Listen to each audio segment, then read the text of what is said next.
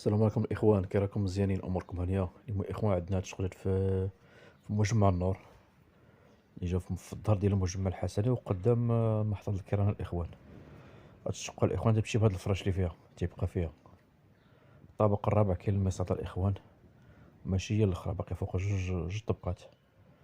السكان الإخوان مشمشة، المساحة ديالها تكون ديك 56 متر، 55 57 متر.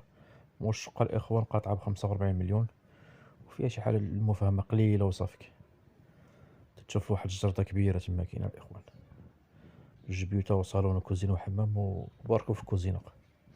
الإخوان البيت التاني كما قلنا الإخوان تمشي بهاد الفراش اللي فيها، تيبقى فيها. والتصريح الإخوان كلشي ماشي مشكل، تطل كامل هاد الرياد. الإخوان طويتو دوش عزكم الله.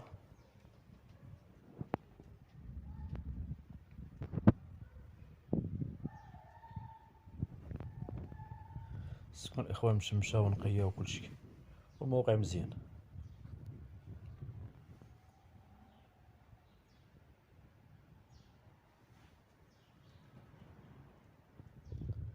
الإخوان الكوزينة